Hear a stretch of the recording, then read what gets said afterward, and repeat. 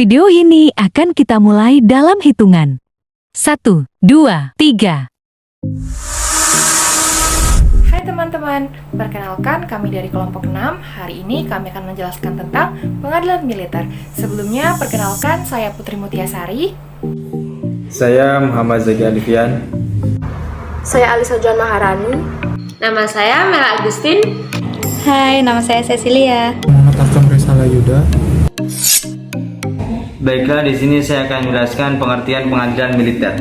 Apa sih pengadilan militer itu? Menurut Undang-Undang Nomor 31 Tahun 1997, Pasal 5, pengadilan militer merupakan pelaksanaan kekuasaan kehakiman di lingkungan angkatan bersenjata untuk menegakkan hukum dan keadilan dengan memperhatikan kepentingan penyelenggaraan pertahanan keamanan negara. Kemudian itu pengadilan militer terdiri dari 3 macam, yaitu pengadilan militer tinggi, pengadilan militer utama, dan pengadilan militer pertempuran. Pengadilan militer tinggi bersidang untuk memeriksa dan memutus perkara pidana pada tingkat pertama. Pengadilan militer pertempuran bersidang untuk memeriksa dan memutus perkara sengketa tata usaha angkatan bersenjata pada tingkat pertama.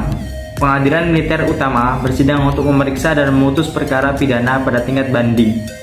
Segala keputusan yang diambil dalam pengadilan militer diambil oleh seorang. Bagaimana sejarah pengadilan militer di Indonesia? Pada tahun 1945, pengadilan militer di Indonesia masih mengadopsi ketentuan pemerintahan pada zaman Belanda, yaitu Kijirat.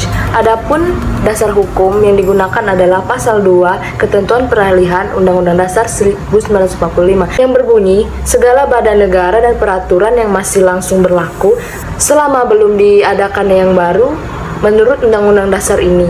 Selanjutnya, pada tahun 1946 sampai dengan 1948, Undang-Undang Nomor 7 Tahun 1946 dalam Pasal 22 mengatakan, mengadakan peradilan tentara selain pengadilan biasa. Dan berdasarkan ketentuan Pasal 5, pengadilan tentara diberi kewenangan juga mengadili perkara koneksitas. Hal ini juga tertara di Undang-Undang Nomor 8 Tahun 1946 tentang peraturan hukum acara pidana pengadilan tentara. Di sini saya akan menjelaskan mengenai dasar hukum peradilan militer. Apa saja sih dasar hukum peradilan militer yang ada di Indonesia? Beberapa dasar hukum yang dipakai dalam suatu pengadilan militer antara lain, yang pertama, Undang-Undang Nomor 39 Tahun 1947 mengenai KUHPM atau Kitab Undang-Undang Hukum Pidana Militer. Yang kedua, Undang-Undang Nomor 31 Tahun 1997 mengenai suatu peradilan militer. Dan yang ketiga, Keputusan Pengap Nomor KEP-P-1984 yang keluar pada tahun 1985 mengenai organisasi dan prosedur BPHA atau Badan Pembinaan Hukum ABRI. Dan yang terakhir, yang keempat, Undang-Undang Nomor 8 Tahun 1981 mengenai hukum acara pidana. Baiklah, saya akan menjelaskan tentang fungsi pengadilan militer. Apa saja sih tugas dan fungsi pengadilan militer itu? Berdasarkan Undang-Undang Nomor 26 Tahun 1997, pengadilan militer bertugas sebagai wewenang untuk menjatuhkan sanksi dari aparat yang ditunjuk jika terjadi pelanggaran hukum disiplin prajurit. Yang kedua, berdasarkan Undang-Undang Nomor 30 Tahun 1997, pengadilan militer bertugas memeriksa, mengadili, dan memutuskan terhadap setiap pelanggaran oleh prajurit dalam lingkup wewenangan pengadilan militer. Di sini saya akan menjelaskan mengapa pengadilan militer dianggap penting dan perlu, karena adanya tugas pokok yang berat untuk melindungi, mempertahankan, dan membela integritas kedaulatan bangsa yang jika perlu dilakukan yaitu dengan kekuatan senjata atau berperang. Diperlukannya organisasi istimewa dan pemeliharaan pendidikan yang bersifat khusus dengan tugas pokok penting mereka yang berat dan diperkenankan untuk menggunakan senjata dalam menjalankan tugasnya. Salah satu contoh kasus yang dapat ditangani di pengadilan militer adalah kasus tabrak lari berujung pembunuhan yang terjadi di Nagrek. Kasus ini memakan 2 orang korban yang merupakan sepasang kekasih. Kasus ini dilakukan oleh 3 oknum TNI dengan pangkat 1 orang kolonel dan 2 orang kopral. Hal ini bermula dari tabrak lari yang dilakukan oleh ketiga oknum TNI dan bahkan sudah meyakinkan warga sekitar untuk membawa korban ke rumah sakit. Namun kenyataannya setelah kasus ini diselidiki terbukti bahwa ketiga oknum TNI tersebut tidak membawa korban ke rumah sakit, malah membuang jasad keduanya ke sungai. Kasus ini diadili secara cepat dan sigap.